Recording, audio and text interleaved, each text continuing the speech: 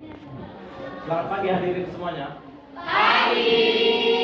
Pertama-tama marilah kita panjatkan puji dan syukur kepada Tuhan Yang Maha Esa karena berkat rahmat dan karunia-Nya kita dapat berada di tempat ini tanpa kekurangan suatu apapun. Yang saya hormati ibu guru dan teman-teman saya sekalian.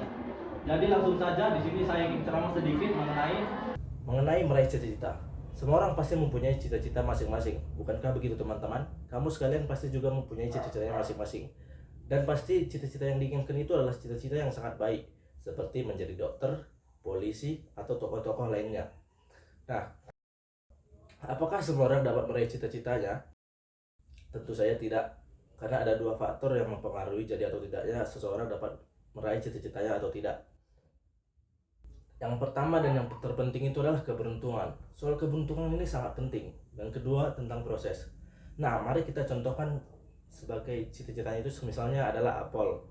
Nah, pastinya banyak orang yang menjadi Apol, bukan kalau gitu teman-teman.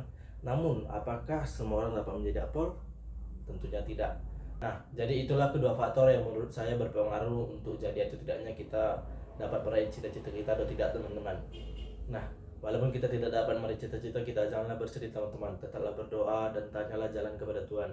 Mungkin Tuhan tidak menakdirkan kita untuk meraih cita-cita kita itu, atau mungkin kita sudah ditakdirkan untuk meraih lebih daripada cita-cita kita itu tersebut teman-teman. Jadi tetaplah bekerja keras dan lebih giat lagi berlatih teman-teman, dan tetaplah berdoa. Nah, saya ambil suatu cerita dari orang yang sukses, yang walaupun dia sudah sering gagal atau ingin mengganti cita-citanya itu, dia tetap pantang menyerah teman-teman. Jadi inilah cerita dari Walt Disney. Walt Disney adalah orang yang membuat organisasi Disney atau platform film Disney yang dimana sangat terkenal teman-teman. Pertama-tama dia itu sebenarnya membuat studio filmnya itu sangat kesulitan teman-teman dan hampir bangkrut. Namun dia pantang menyerah dan tetap giat meraih cita-citanya itu sebagai pembuat platform film, dan pada akhirnya dia sukses dalam membangun platform filmnya itu teman-teman.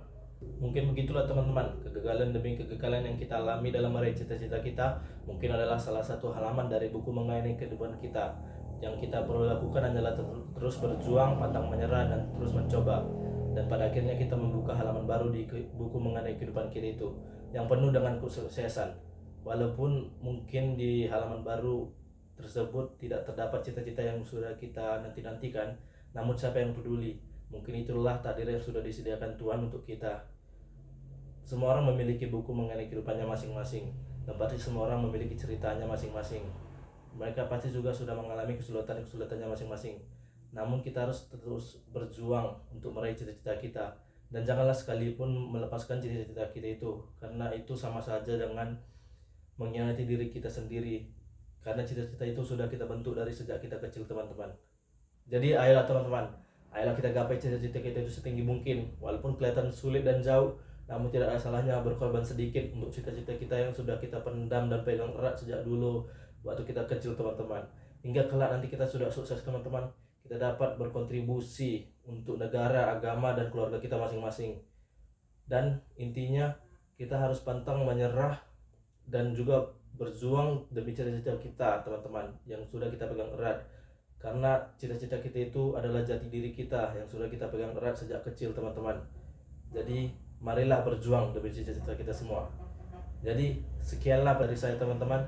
Jika ada salah satu kata atau dua patah kata teman-teman, mohon dimaafkan. Sekian dan terima kasih.